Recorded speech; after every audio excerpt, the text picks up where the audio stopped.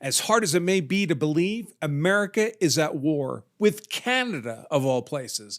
Well, not a shooting war, thank goodness, at least not yet. I'll circle back to that in a moment. Currently, we're just in a tariff war, with the U.S. having announced a few days ago a 25% tariff on all Canadian products entering the U.S., and now Canada has responded with a retaliatory tariff of its own on selected U.S. products entering Canada. What the heck is going on? Did America lose its mind and simply decide to tariff Canada for no particular reason? Or simply out of a greed, a love for those sweet, sweet tariff revenues? That's certainly what the Canadian government is suggesting. Or might there be perfectly good reasons for the American tariffs on Canada? In fact, might Canada's recent conduct in this dispute amount to an act of war, justifying even a military response? I'll break it all down for you right now. I am, of course, attorney Andrew Branca for the Law of Self-Defense, and today's focus is on the self-defense of America itself. So on February 1st, Trump issued a statement over social media briefly announcing the implementation of a 25% tariff on imports into the United States from Canada. The same notice announced a 25% tariff on Mexico and a 10% tariff on China, but our focus here today is on Canada. So I'll come back to Trump's statement in just a moment. The immediate reaction from various members of the Canadian government has been little less than complete shock.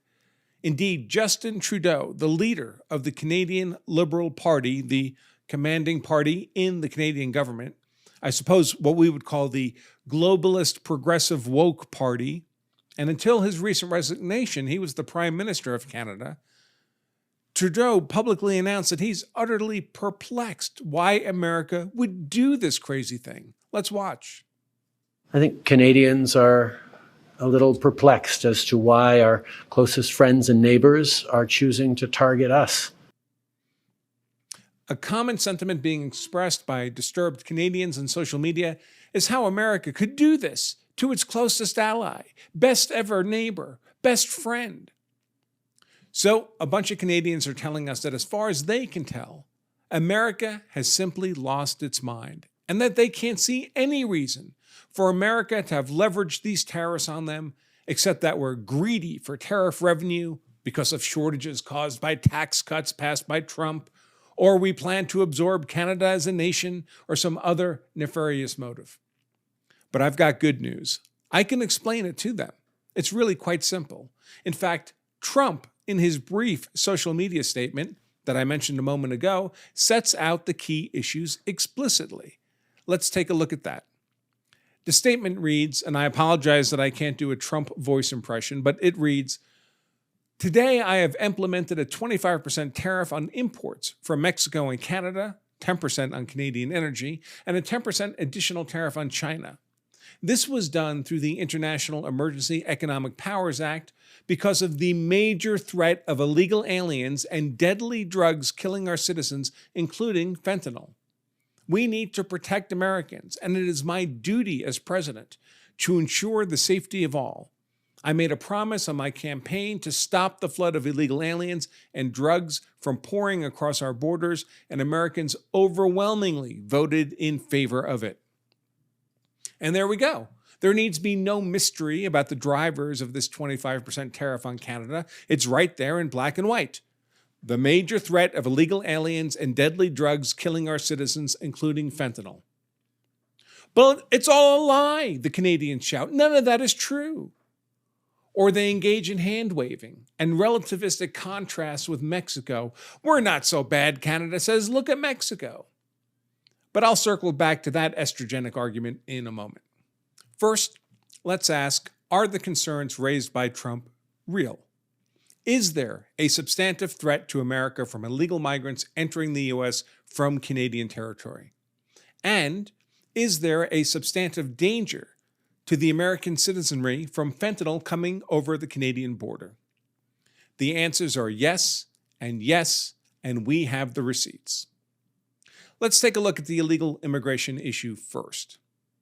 Certainly, far more unlawful crossings are made into the U.S. from Mexico than from Canada. But so what? As the saying goes, when you have two wounds, you bandage them both. That Mexico is worse doesn't give Canada a pass. Certainly, we know that something on the order of 100,000 illegal migrants cross from Canada into the U.S. each year. How do we know? Well, what we know for certain is that the U.S. Customs and Border Protection Service catches more than 20,000 a year. Presumably, we only catch a fraction of the illegal migrants making the effort. After all, if we were anywhere near 100% successful, nobody would bother trying. I suggest it's reasonable to infer that we're catching perhaps 20% of the illegal migrants making the effort. And that would put the total number of illegal migrants attempting to cross from Canada into America more on the order of 100,000, with 80,000 making it across successfully. But in fact, the threat to America from the Canadian crossing illegal migrants is even worse than those numbers suggest. And that's because such a disproportionately high ratio of those crossings from Canada are terrorists. That kind of makes sense, really, right? Because America generally suffers far more illegal migrants crossing from Mexico, generally, we put most of our border protection assets on the Mexican border. But if you're a reasonably well-financed terrorist, you don't have to walk across the Mexican desert and risk that mass of border police. Instead, you travel to Canada in comfort and convenience and cross into America across the Canadian border, where there are far fewer border protection resources. Of course, we do still catch some of those terrorists making the effort to cross the Canadian border, and those numbers tell the whole story about the increased terrorism threat from Canada. As this chart shows, for year after year after year, a consistent average of all terrorists captured crossing the United States over a land border, Canada or Mexico, shows that roughly 85% of these terrorists are captured crossing into the U.S. from Canada. Only about 15% are caught entering from Mexico. Data from the Customs and Border Protection Service, which I'll link in the description of today's show and which I've graphed here for our convenience, shows that when we look at the terrorists who are captured crossing into the U.S. over a land border, either from Mexico or Canada, 85% of these terrorists last year were captured crossing into the U.S. from Canada. Only about 15% are caught entering from Mexico. Even worse than that is that this trend has been growing enormously worse within just the last few years. As recently as 2019, roughly half the terrorists captured on border crossing were captured each at Mexico and the Canadian border. It was evenly split. But since then, the percent captured at the Canadian border has increased every year until last year it reached a full 87%. The problem of terrorists crossing into the U.S. from Canada has been getting worse and fast. And it's getting worse in absolute terms as well as in proportion to the Mexican border. In fact, since 2020, really only 4 years ago, the raw number of terrorists caught crossing into the U.S. from Canada has nearly doubled.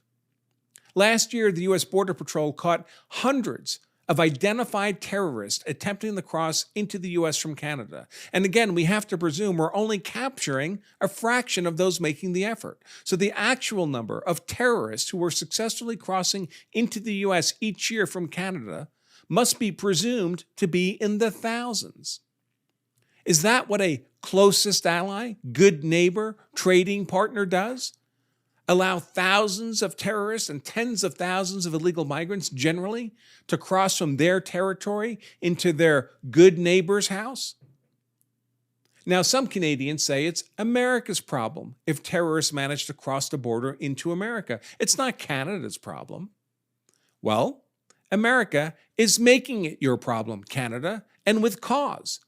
It's a fundamental responsibility of any sovereign nation to do its best to control its own border. Canada is responsible for who it allows into Canada.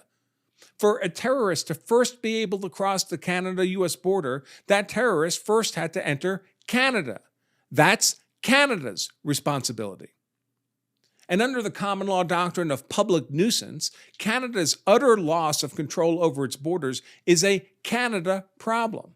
And if Canada doesn't think so, the United States will use its resources to change its mind.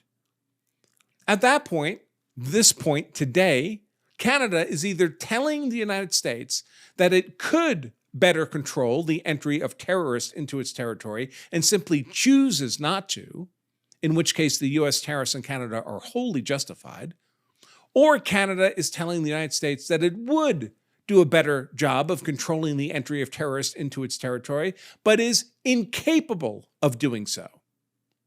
If Canada cannot effectively control its own border, it is lacking a fundamental requirement of national sovereignty and is in effect acting as an outlaw state, in which case America would be fully within its national security rights to forcibly invade and secure those borders itself. America is not obliged to stand by and watch a feckless and incapable Canada allow thousands of terrorists to cross Canadian territory in order to invade the United States at our shared border. Surely no Canadian believes that Canada would be obliged to stand by and accept from America the trafficking into Canada of tens of thousands of illegal migrants and thousands of terrorists if Canada had the means to discourage America from doing so. I want to take just a moment to invite you all to our upcoming live and 100% free Law of Self-Defense Hard to Convict webinar. This free webinar teaches you how to be hard to convict if you're ever compelled to use force in defense of yourself, your family, or your property. The webinar is live streamed by me personally, and there's plenty of opportunity for Q&A. Best of all, it's 100% free, but we do limit seats to allow for adequate Q&A. So I urge you to grab your seat right now by signing up at lawofselfdefense.com/hard to convict. In fact, go ahead and pause this video and grab your seat right now. I look forward to seeing you all there. So that's the illegal migrant and terrorism complaint raised by Trump, and which, as the graph I showed might suggest, has been a known and increasing concern raised by the United States with Canada for many years, and a problem that has only worsened substantially. Now let's talk about the fentanyl problem. It's little known in the United States, but fentanyl has to a large extent been decriminalized in Canada, with predictable consequences. Once peaceful and safe, Canadian city and town streets are now awash in fentanyl addicts, many of them on any given day actually dead on the sidewalk from fentanyl overdose. The raw ingredients for making fentanyl are delivered straight from China and are utterly uncontrolled as drug-making ingredients by Canada. Anybody can order them delivered from China in bulk and have them shipped from a Canadian port to their fentanyl manufacturing facility in Canada. And the fentanyl manufacturing facilities in Canada are not some Breaking Bad motorhome. These are huge manufacturing facilities, commonly referred to as super labs by law enforcement and media. Indeed, the criminal cartels running these super labs and distributing the manufactured fentanyl have generated such enormous profits for themselves that there are provinces in Canada in which the largest component of real GDP is illicit drug revenues. Of course, these can't be accounted for lawfully, so money laundering is taking place at an absolutely astonishing scale. For example, it's common for the cartels to arrive at a Canada casino with bags and bags just stuffed with cash money. They turn the cash in at a casino cashier window for chips with which to gamble, but they don't gamble. They soon just return these same chips to the cashier in exchange for new cash money. Now the money can be accounted for as gambling winnings. What to do with all that new cash? Well, the cartels have been plowing the cash into the Canadian residential real estate market to such an extent that the entire market has been price inflated to the point that the typical young Canadian has little hope to ever be able to purchase a house of their own. Their salary will never compete for housing with cartel drug profits. Now, Canadians angry with the Trump tariffs will claim that really there's not all that much fentanyl being transferred across the border into America. Only about 45 pounds worth was captured last year. That represents a tiny fraction of the fentanyl transported into the U.S. each year across the Mexican border. And that's true. It is a much smaller fraction than the Mexican fentanyl smuggling. That 45 pounds is still enough to kill over 10 million American citizens.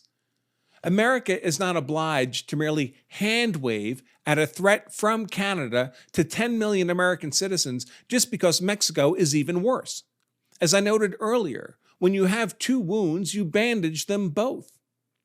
And it must once again be noted that 45 pounds is what was captured crossing the Canadian border into the US. It must be presumed that the amount captured amounts to only a fraction of the total attempted. That means it would be reasonable to presume that enough fentanyl is crossing the Canadian border into America to kill tens of millions of Americans, not merely 10 million. Now, some in Canada wonder, why should America blame Canada for America's own drug problem? After all, if Americans didn't do drugs, there wouldn't be a fentanyl problem, right? Well, there are a couple of answers to that. One is that all this fentanyl is also a Canadian problem. As I already noted, Canadians in cities and towns are doing fentanyl openly in streets and parks, with many of them simply laying dead on the sidewalk as school children walk by. Fentanyl is not uniquely a problem for America.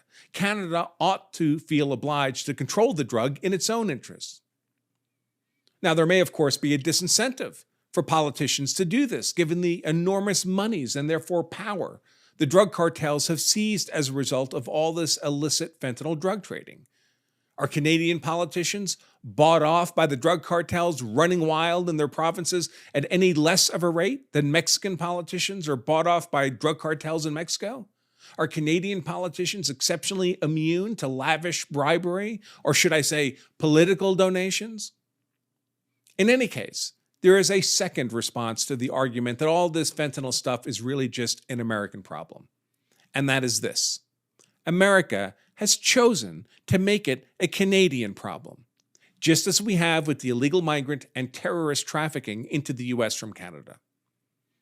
Indeed, in some ways, the fentanyl issue is worse, because Canada is actively allowing the fentanyl superlabs producing these poisons in quantities sufficient to kill tens of millions of Americans to operate on Canadian soil.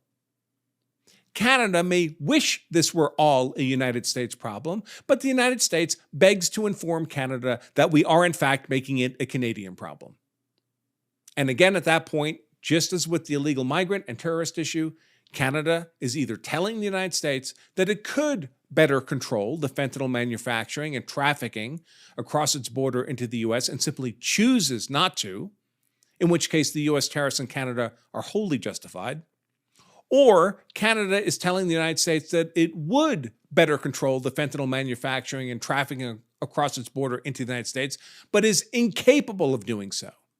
And again, if Canada cannot effectively control its border and illicit drug trade, it is lacking a fundamental requirement of national sovereignty and is in effect acting as an outlaw state, in which case America would be fully within its national security rights to forcibly invade and secure those borders and that illicit drug manufacturing itself.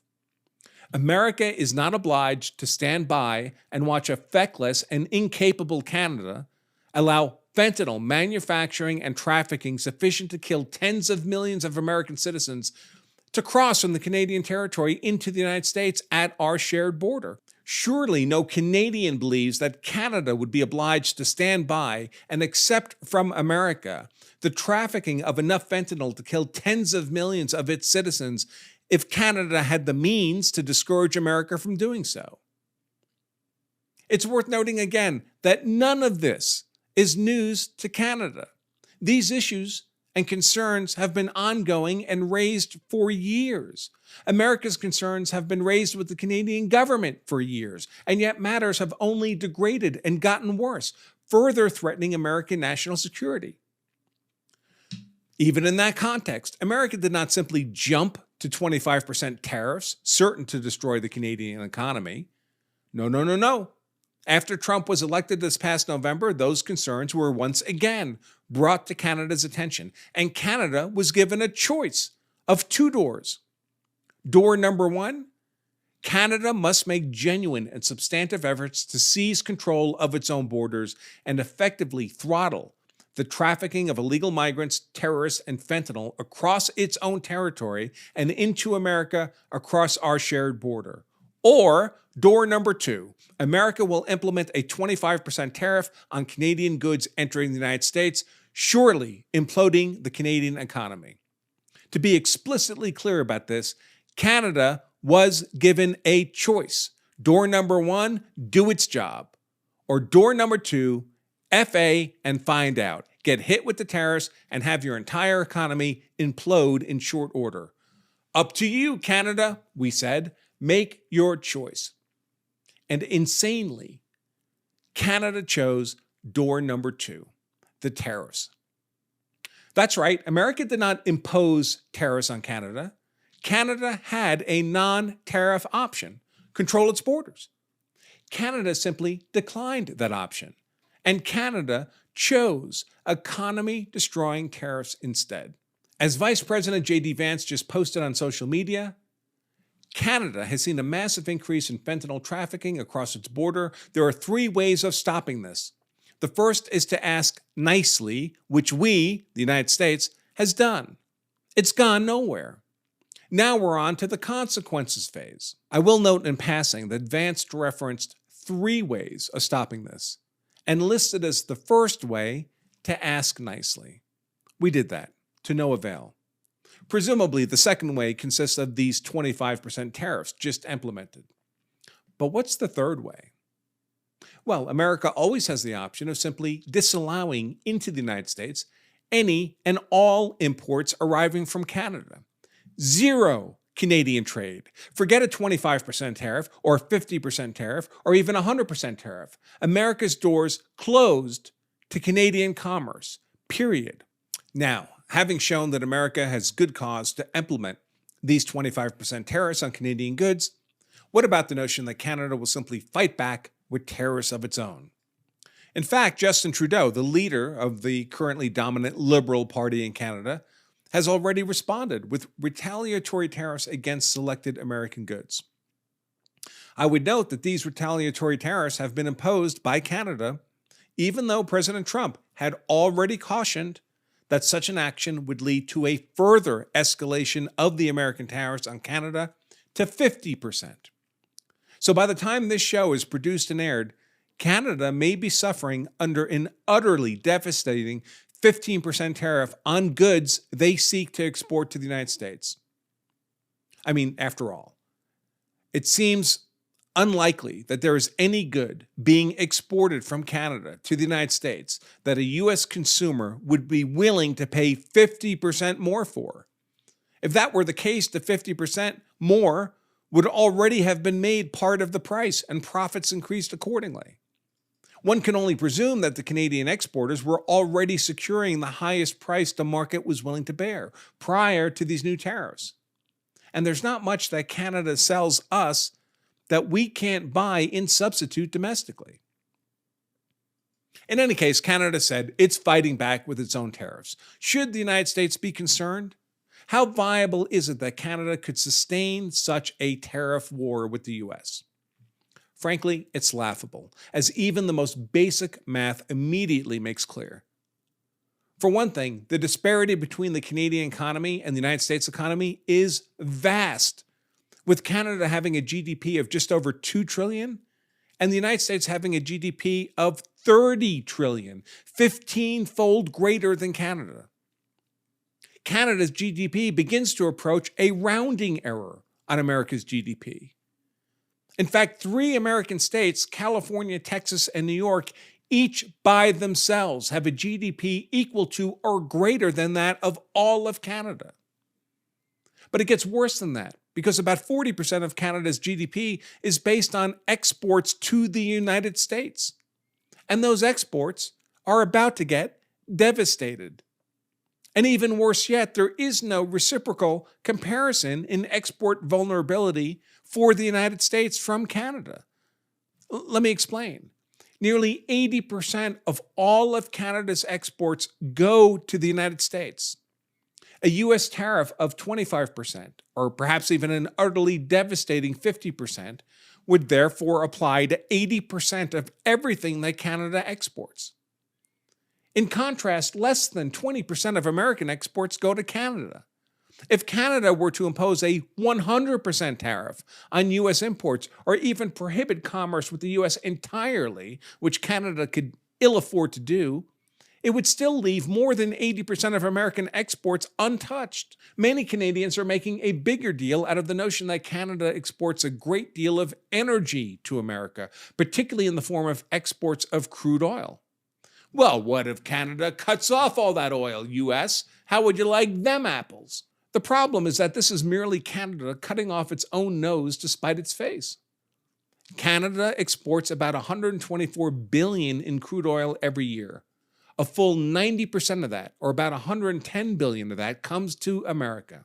So if Canada cuts off that supply of crude, who is really cutting who off? America is able to buy Canada's oil at a market discount largely because it is relatively poor quality crude, referred to as sour, heavy crude containing lots of troublesome sulfur. America is very familiar with sour, heavy crude because our entire state of South Dakota is rather floating on the stuff. But with the Canadian discount offered, it makes slightly more economic sense to buy the Canadian trash crude than to drill our own. So that's what we've been doing. But if we are not paying $110 billion for this trash crude, where exactly would Canada make up that lost revenue? Selling this trash-grade crude oil to the U.S. is extremely easy because it can all be delivered via land-based pipelines, and is. For Canada to sell the same vast quantities of oil to any other nation, it would have to travel by ship, an enormous increase in cost for low-quality crude. So one has to ask, America has a substitute supply of sour, heavy crude oil to replace Canada's if we need to. It's sitting right under South Dakota. And I would note, if we do have to drill, and we've incurred that infrastructure expense, there would be no economic reason to ever return to Canada crude again. So America has a substitute for Canadian oil. Does Canada have a substitute supply of $110 billion that they'd lose by cutting America off? I doubt it. One more issue I wanted to address before I wrap up, and that is a lot of Canadians are saying, well, America can't do this. They're violating their trade treaty with Canada. Maybe we are, maybe we're not. But treaties, like all contractual agreements, only work between two parties acting in good faith and not acting with malice to each other. If two nations declare war on each other, are their trade treaties still in effect? Of course not. If Canada wants its trade treaties with America respected, it has to act as a responsible partner, not as a nation out of control of its own borders. Importantly, not all Canadians are on board with riding the Justin Trudeau Liberal Party tariff war high-speed rail over the national economic cliff. Much as in the U.S., Canada is a politically divided country. For many years, the Liberal Party, the equivalent to the American progressive woke Democrat Party, has been in charge. That may soon change. Justin Trudeau, the leader of the majority Liberal Party, has resigned as Prime Minister. Trudeau has not, however, resigned as the leader of the Liberal Party, and given some odd vagaries of Canada politics I don't claim to understand, a new series of elections that would be required for a political changing of the guard can't happen for many months yet unless Trudeau were to choose to call for earlier elections, and he steadfastly refuses to do that. So, America, imagine if we were still stuck with the feckless Biden administration at a time of similar crisis. There would be plenty of us Americans not on board with whatever craziness Biden was doing, and much the same is true in Canada.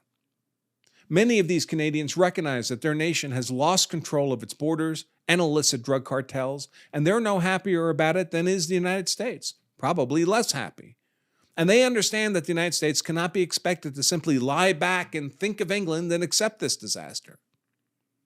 Many of these Canadians also are not blind to the economic disparity between the U.S. and Canada and have no delusions about the inevitable outcome of a tariff war between our two nations. Now, my friend and fellow lawyer, Ian Runkle, a Canadian, well-known law tuber, gun expert, gun owner, great guy. I don't pretend to have any sense of Ian's politics, but I did note this post of his on X in response to the claims of many Canadians that they must simply be all in this together against the United States economic bullying. Ian wrote that, quote, "We're all in this together" is the rallying cry of those who will be completely insulated from the consequences of all this. And he is, of course, exactly right. Though the normal, middle-class citizen of Canada might not recover from the economic devastation of a tariff war with the U.S. for years, that's not the person making the political leadership decisions for Canada in the moment. The people making those political decisions, the wealthy, the powerful, the elite, they'll do just fine, regardless of what happens to their countrymen, because they can always just exact ever more taxes from their serfs to support their own lavish lifestyles. And there are Canadian politicians, too, who have a far more realistic understanding of the political dynamics involved here.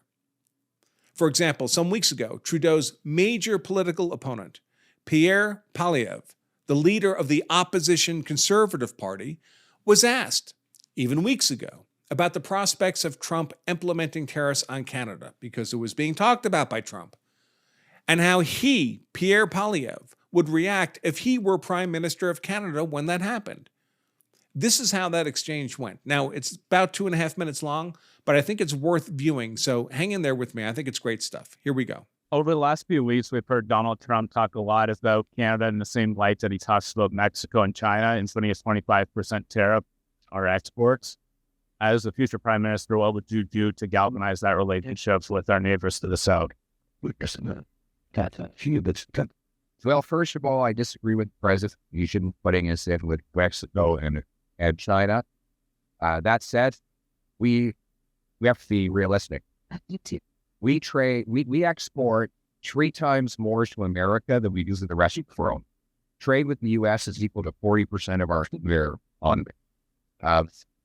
A 25% tariff on our country would be absolutely behind. So we have to take action to avoid. Some of the things he's asking for are things that would be good Canadians if we did them in these. For example, border security. Our borders are full of disaster. We've had so much illegal migration across the border, so many fraudulent cases. You now have between 20, with the government, by the way, you're going to say, how could it possibly be between 20,000 and 500,000 people sharing? I don't know how it's explained those, such a vast number. That's what's disheartening to the rates and cents. You have 20,000 to 500,000 year leases. And many of them will be tempted to cross the border to the United States because they have a significantly stronger and massive volumes on it. If that happens, we will expect a massive retaliatory response from President Trump. So we have to secure the border. We have no choice. Not just for him, but for us. It is dangerous for our country to have that many people curious. And so I will secure our border. We have 4 Trump-wide border guards. We have drones of care. The stop to leave process. We're going to do full criminal background checks of people who come to our country before they get here. Which something, believe it or not, you don't actually do right now. We're going to scan the shipping container, keep the fentanyl ingredients out of our country. We're going to lock up the drug kingpins that have made Canada the fentanyl capital to go. Those are all steps that Trump is demanding, but more importantly, they're all things that we need to do to secure our own country. I don't want to fight fentanyl to make Donald Trump happy. I want to fight fentanyl so that not one more mother loses a child overdoses. Lost 47,000 people. That's more than died in the Second World War. So we have to do this for ourselves. And now President Trump has made it clear we have to do it if we want to have access to the biggest and most lucrative economy the world will ever see. All I can say is that I sure do hope that the calmer, clearer, adult, more reasoned heads like Pierre Poilievre and the Conservative Party are given the opportunity to craft a saner Canadian response than anything we've been seeing from Trudeau and the Liberal Party. That would appear to be the only prospect of saving Canada from economic ruin. Unless, of course, Trudeau and the Liberal Party suddenly recognize their peril, subsume their egos to Canada's national interest, and bend the knee to Trump's perfectly reasonable request that Canada regain control of its own border from illegal migrants, terrorists, and drug cartels. And that's about all I have to say about that for the moment. I'll close out by reminding all of you that if you carry a gun, so you're hard to kill. That's why I carry a gun, so I'm hard to kill, so my family is hard to kill. Then you also owe it to yourself and your family to know the law, so you're hard to convict as well. Until next time, I remain Attorney Andrew Branca at lawofselfdefense.com. Stay safe. Well, this is a little unusual, but after we recorded my analysis of the tariff war between the U.S. and Canada, but before we could air it, Canada caved to America's demands. Now, my analysis remains perfectly sound, so we're going to share that with all of you. And then after my analysis is complete, I'll share with you the statement from Canada conceding to America's demands. As promised, here's that statement from Justin Trudeau, the leader of the Liberal Party in Canada. It reads, quote, "I just had a good call with President Trump. Canada is implementing our $1.3 billion border plan, reinforcing the border with new choppers, technology, and personnel, enhanced coordination with our American partners, and increased resources to stop the flow of fentanyl. Nearly 10,000 frontline personnel are and will be working on protecting the border. In addition, Canada is making new commitments to appoint a fentanyl czar.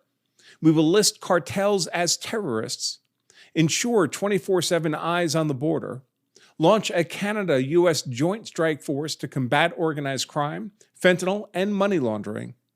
I have also signed a new intelligence directive on organized crime and fentanyl, and we will be backing it with $200 million.